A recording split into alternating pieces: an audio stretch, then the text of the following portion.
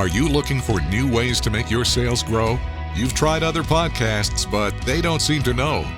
Harvest the growth potential of your product or service as we share stories and strategies that'll make your competitors nervous. Now, here's the host of the Harvest Growth Podcast, Jon LaClare. Welcome back to the Harvest Growth Podcast. This is Jon LaClare, founder of Harvest Growth, and I'm here today to share a story that I've been asked many times from our clients over the years, is the behind-the-scenes story of the OxiClean success. So OxiClean was sold to Church Dwight for $325 million back in 2006. At the time, I was working for the company as a brand manager, what we used to call a strategic business unit leader, running the new product launches for OxiClean, running the Kaboom business back at the time as well. And when they were sold off, that's when I moved on and started Harvest Growth. And as they say, the rest is history from my perspective. But I want to share what happened before then, what led to that great success from a great family and a great company and a great product. So I'm gonna give you kind of a peek behind the tent and see what worked for them and how it might be able to help you if you're an inventor, an entrepreneur, or a product marketer looking to grow your business. I think there's a lot of things you can learn from the OxiClean story. So first of all, I want to share a little bit more of my story, what brought me into OxiClean, or the company as it was known back then, of Orange Glo. So I started my marketing career at Kraft Foods. At the time I left, I was working on the Nabisco 100 calorie packs, which were essentially a diet food, right? A way to eat cookies. They're still around today and very successful, but a way to eat cookies and crackers in small quantities and controlled portions. And really at the time was at the forefront of that idea. Now you see limited calorie snack packs in almost every brand, almost every variety across the country. But at the time we were one of the pioneers of that and had some great success with it. So I was having a lot of fun. I was in no rush to leave the company. But when you work at a company like Kraft Foods, you get calls from headhunters constantly looking to take you into other consumer products companies, oftentimes a little bit smaller than Kraft Foods, but take your experience you've learned there and translate it into their company. I was in no rush to leave. I loved the company I was working for, loved the brand. It was a great team I was on. So I was having fun. There was no rush to leave. But my wife was from Colorado. She grew up here, which is where we live now. We've lived here for 15 or 16 years now in Colorado. And had a great time. Every time I come out here to visit, the weather's beautiful. So at the time, I'm like, when I got a headhunter call, I would say, I'm not in any rush to leave, but if you find an opportunity in Colorado, let me know. And I just assumed it would take months or years for anything interesting to pop up. Well, as luck would have it, a couple weeks later, I got a call from one of these headhunters and said, hey, I've got an opportunity based in Greenwood Village, Colorado, just south of Denver, a company called Orange Glo. So I had to go check them out online, didn't even know much about Orange Glo at the time. I looked at the website, it's OxiClean, Orange Glo, some other brands back then, and looked, to me, it just wasn't a fit. Like, do I really want to work for this small cleaning product company? I'm having so much fun working with cookies and crackers and a big business, Nabisco, et cetera. But I said, you know what? I've always wanted to be an entrepreneur. This is a company that was founded by a father and two sons, Max, the dad, Joel, and David are the two sons that really built up the business. And they were very entrepreneurial. I said, let me go out and meet with them and see how it feels. I walked through the door, met with all three of them, and had a great experience, some excitement for the brand to see exactly what they were doing as they grew this business. Got really excited, and a month later, basically, I was moving my family out to Colorado and working for Orange Glo, again, in new products, helping launch OxiClean brands and running the Kaboom business for a few years before that company was sold.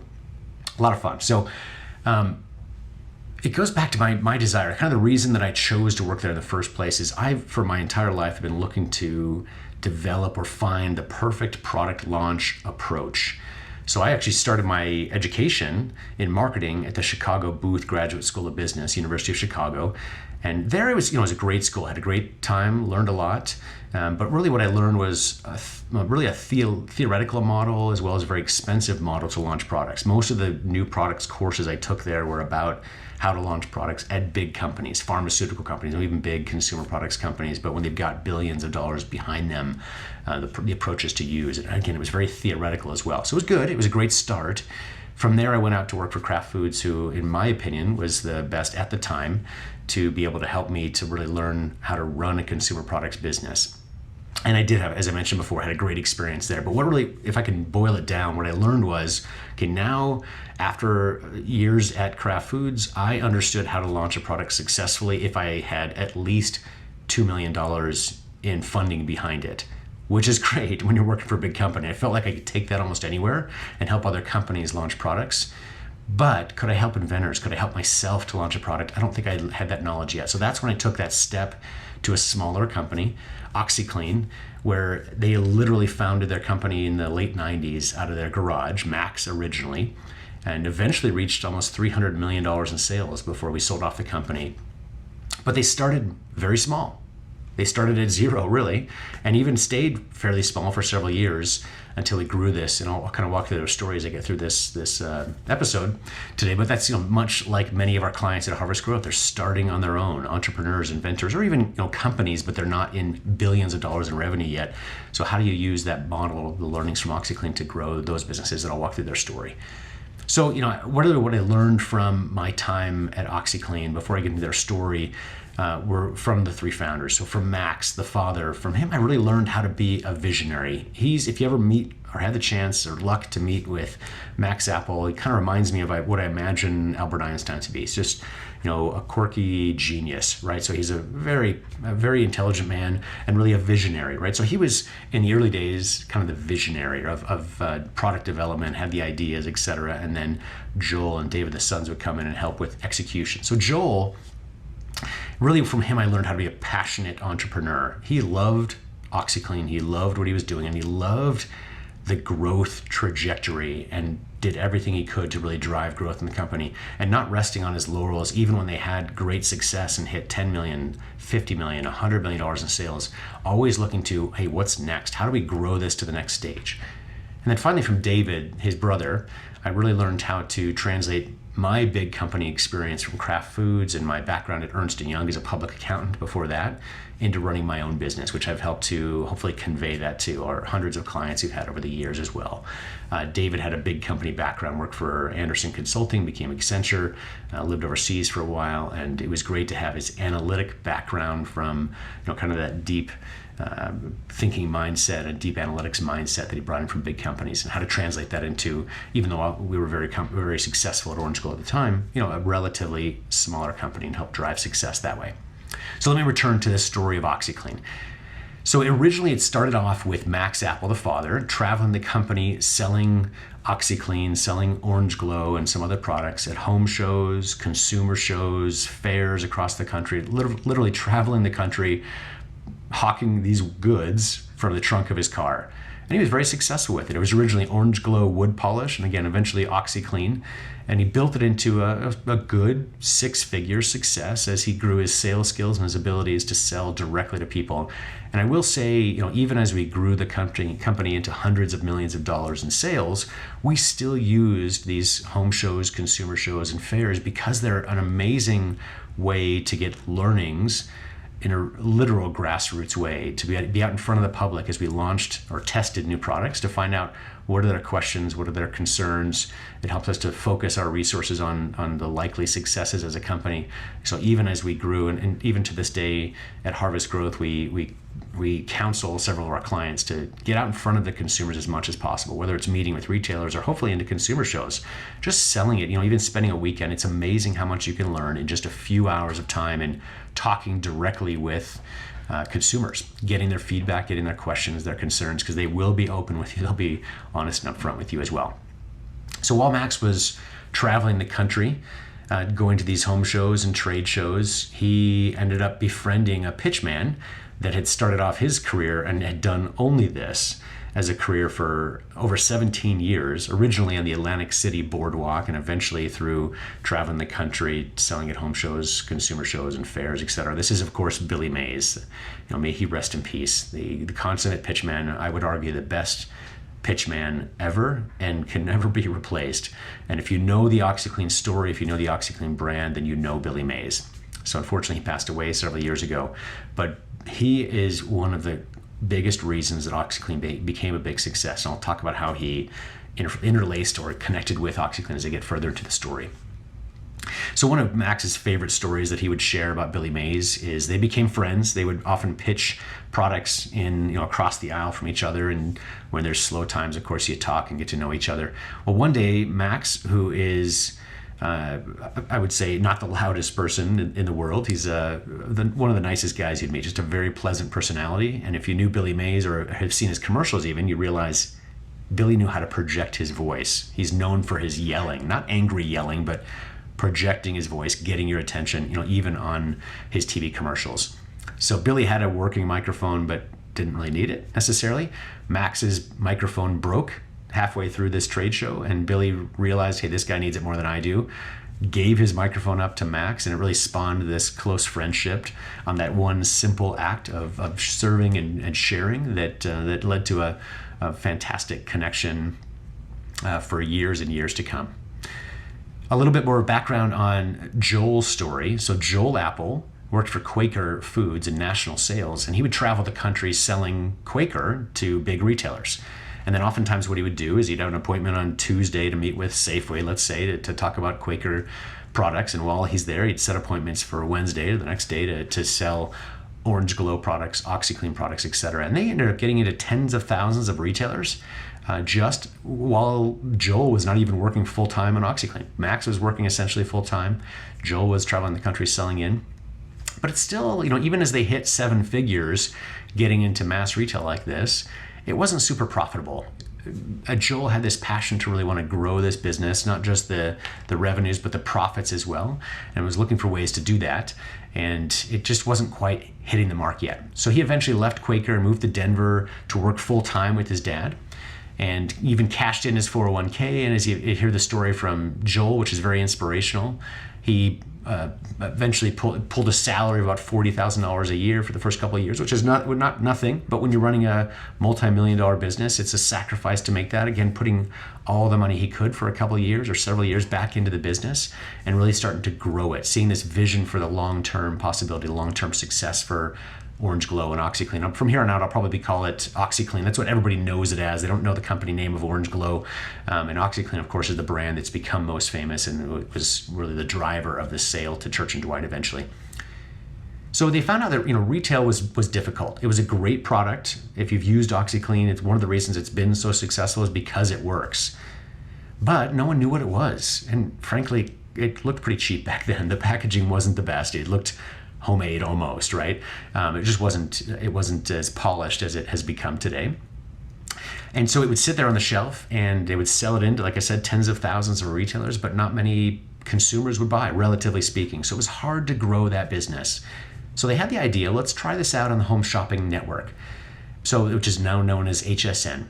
It would give them a chance to demonstrate the product on live TV. And from day one, it took off. It was a massive success. The demos were incredible. And when people tried the product, they loved it because it worked. They got it in their home, so they would buy again and again and again.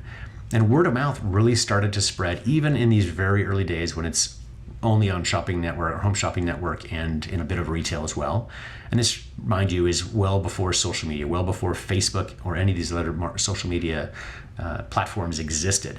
Word of mouth was literally by people talking about it at the office or in elevators, and you hear these stories of people talking about these amazing experiences they had with OxiClean because it was a miracle product, taking care of some stains that other products certainly could not. At this point, they're now reaching 8 figures, or $10 to $20 million in sales, driven by a Home Shopping Network, retail, etc. But they realize there's only so far you can take that. When you're on the Home Shopping Network, that's one station, and you can't air your product on the air 24 hours a day. It's hard to grow the number of airings you get, so it's hard to grow awareness. It's hard to grow sales once you reach saturation on the Home Shopping Network. So they were very successful, but again, having this vision or passion for exponential growth, what do you do next?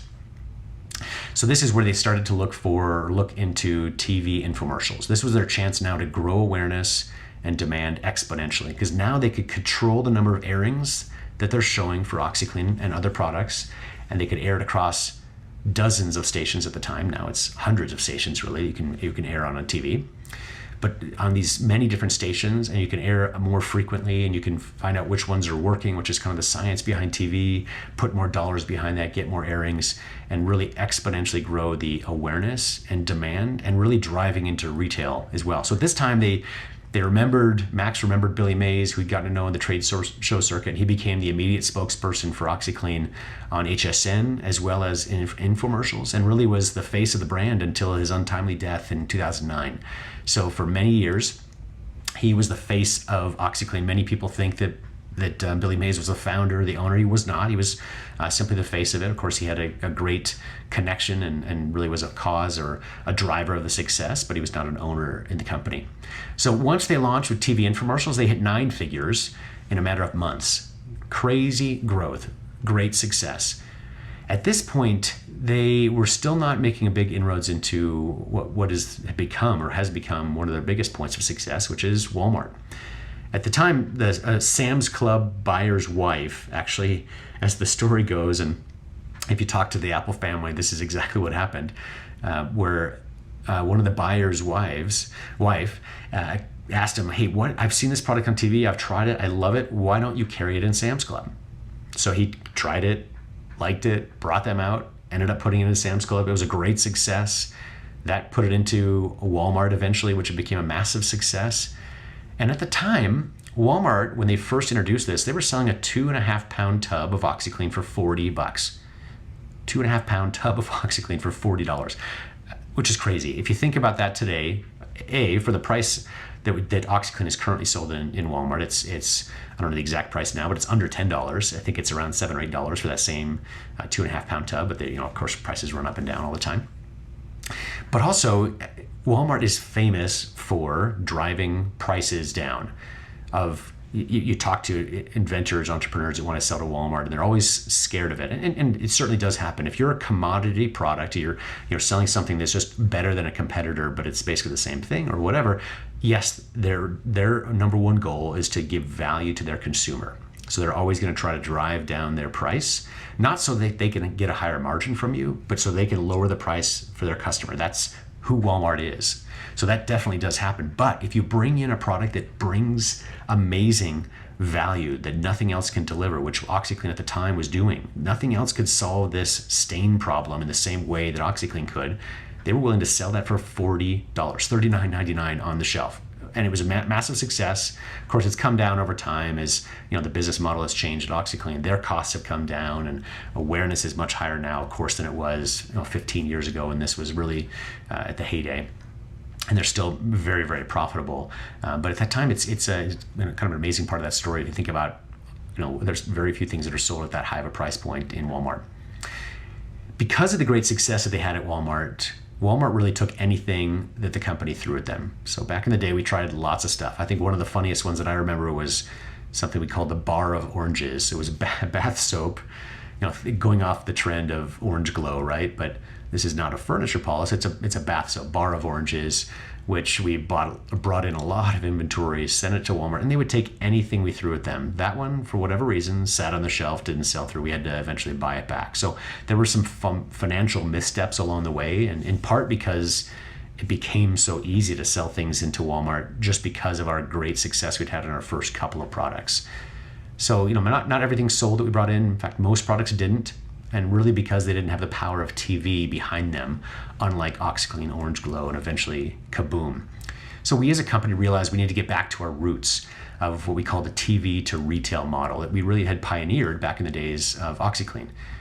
So in the late 90s, right when we were, as a company, OxiClean was starting out, or Orange Glo, most infomercial or as seen on TV companies didn't really care that much about retail because they were making so much money on TV. They would spend money on TV and get a big multiple back. For every dollar they'd spend on TV, they might at the time get back $5, $6, $7 back in revenues from people calling in over the phone or sending mail order checks even at the time, or eventually getting to websites as well. So the money was pouring in, so they didn't really pay attention to retail as much. And that actually spawned one of the biggest as seen on TV companies, Telebrands, which you may have heard of.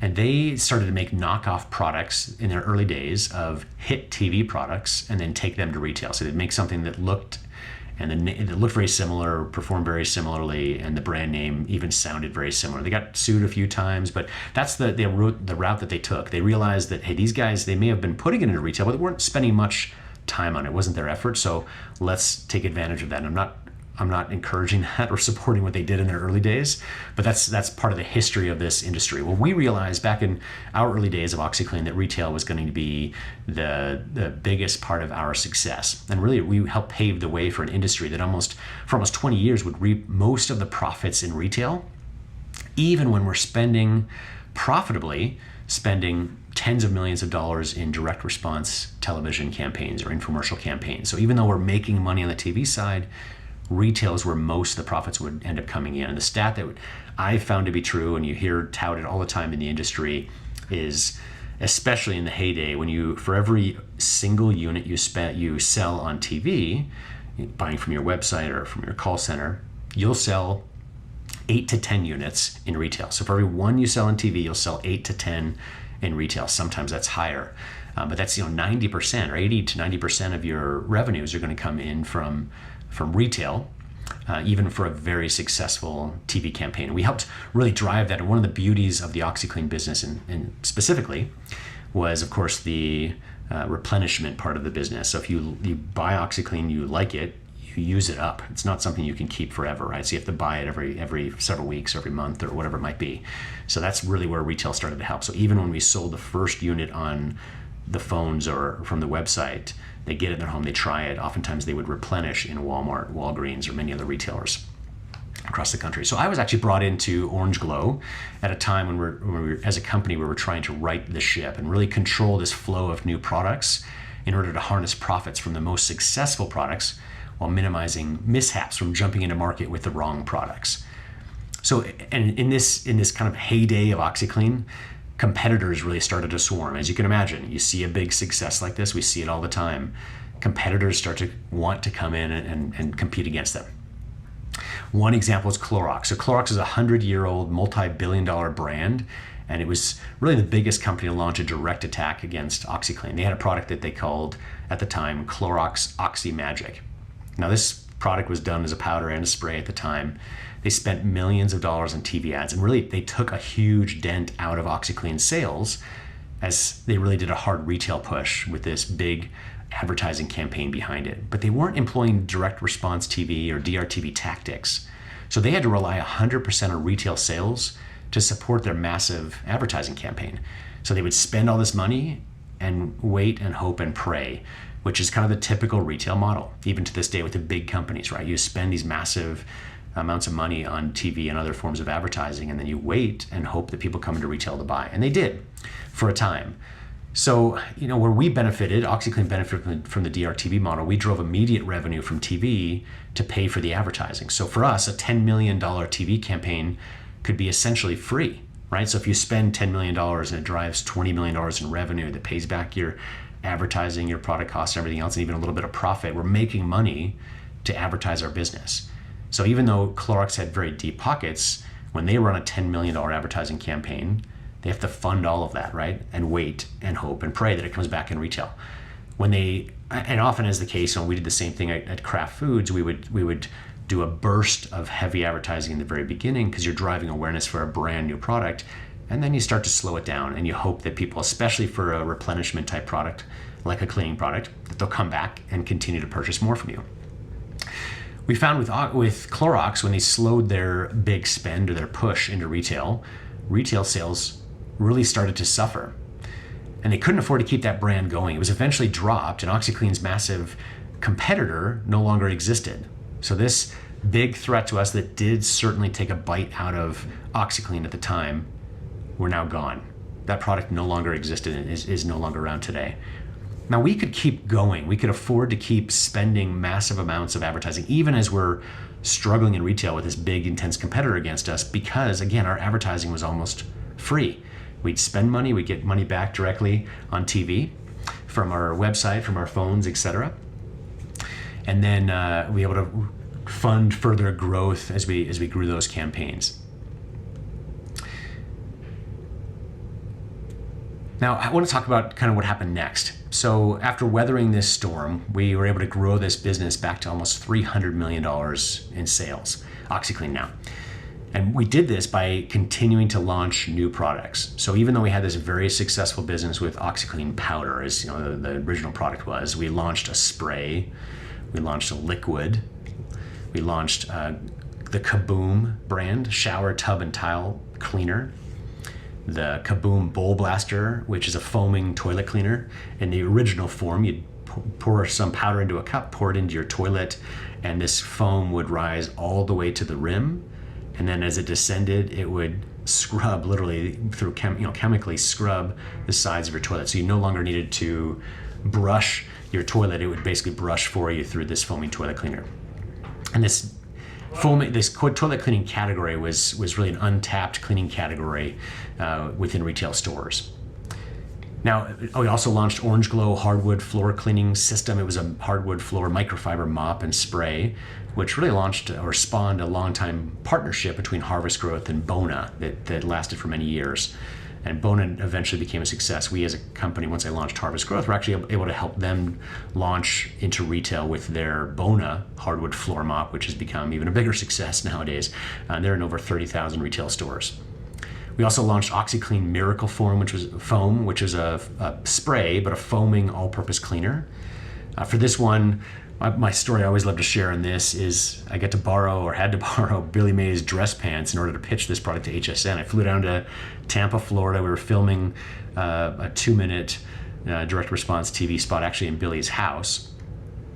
And Joel Apple, one of the founders of OxiClean, said, "Hey, we've got an appointment this afternoon with HSN." I had no idea. Of course, I'm down shooting in hot middle of summer Florida. I've got shorts and a t-shirt on or whatever, so I had to dress a little bit more nicely to go pitch to HSN. So I got to borrow Billy Mays dress pants to go pitch to HSN, which was a lot of fun. We were able to sell that in. That became a big success. And then after that, the OxiClean detergent ball that I led the launch for as well. This was a ball that you put it inside essentially a silicone wrapper or container, drop it in your washer, and just leave it in there for 30 days. No scooping, no measuring. And really, this product was working really well and starting to take off in a big way right when Church Dwight bought Orange Glo for $325 million in cash. And ever since then, Church Dwight has been running OxiClean, running the brand, running Kaboom, Orange Glo, and launching additional products, but still using that similar TV to retail model that we pioneered back in the early days. So they've been a big success. And in fact, Church Dwight has really entrenched themselves into the direct response TV or TV to retail model, where they just bought another company. So the Finishing Touch and Flawless shaving brands, which was previously owned by Idea Village, a big as seen on TV company, they purchased for almost $1 billion. So surprisingly, the multiples are actually going up. So even as TV, the landscape is definitely changing, the multiple that we got for OxiClean when it was sold off was actually smaller than these guys received. So their sales were estimated to be about $180 million a year right now for the Flawless and Finishing Touch brand. But the company was bought for over $400 million cash, plus another $400+ million in earnouts based on success over the next 12 months. Almost $1 billion in sales, which are for the company to be sold, which is a phenomenal success. So really a lot has changed since the early days of OxiClean in the late 1990s. Today, DRTV or direct response television or infomercials as a means of marketing products absolutely still works, but you have to have a good quality product. Word of mouth is so much more powerful now, even so than it was back in the early days of OxiClean. It's immediate, right? So now if something bad happens with the product, if the quality is not there, if they're not meeting the promises that they're making, then it passes by Facebook, Instagram, social media. People know right away, or reviews on Amazon. So where OxiClean back in the day benefited greatly from elevator conversations, now these product conversations can go global in a matter of seconds with these social media platforms. If your story is good, then it helps you, absolutely. But if you have quality issues, then people will instantaneously move away from your product to a competitor. It's really a consumer's market now. Consumers are in charge. They can get so much information about products that the trust doesn't even need to be there. Even as they walk through retail aisles, if they've seen an ad for a product, they can quickly pull out their smartphone and see, hey, what do the reviews look like on Amazon? They may actually purchase from Amazon if they get a lower price, but at a minimum, they'll see reviews or they'll hear about it from their friends on social media platforms. So some of the old business, I call it old, right? But from the 90s and the early 2000s, the old business model of selling gadgets and gizmos that are fun and exciting, some of those businesses are really struggling right now. Some of the companies that have been around for a long time are folding, or they're rapidly shrinking as they look to change their business model. But we found that with high quality products, the direct to consumer model is stronger now than it's ever been. It's just different. Video marketing is still the most efficient form of marketing when introducing a new product to market or for growing an existing business. There simply is no better or more efficient way for marketing a product. The style of video that works, it changes constantly. So you have to be really have to have your finger on the pulse of the market and know what the trends are, know what's working. And we have found that what works on Facebook is oftentimes very different from what works on Instagram, and different from what works on TV, and different from what works on YouTube or from the video on your homepage. So it's important to have a strategy to have specific videos for each platform that you're marketing for your product.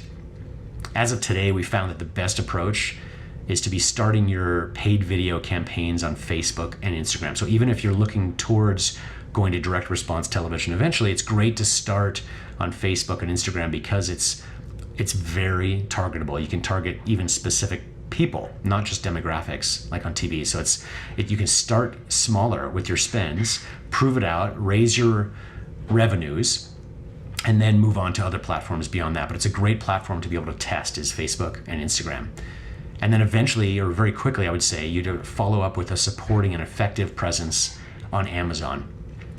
For some product categories, TV comes next. So for TV, you have to have a really broad audience or a fairly broad audience to make it work, as opposed to being very specific and very targeted on Facebook and Instagram and other platforms. But there are benefits of TV over digital marketing. It's really the biggest benefit is scale. So where Facebook and Instagram and other similar platforms, which are very targetable, their advantage is ROI. You can achieve a higher ROI, meaning you earn more dollars in revenue for every dollar you spend on advertising. But the scale is more difficult. So on TV, that's where you have tremendous scale because it's a very mature form of marketing. So that's why we often start with these smaller platforms, and you can actually be very successful. We have clients that are spending $50,000 a day on Facebook profitably, but for many, it might be less than that. TV can scale a business even higher. You can scale to phenomenal levels with television.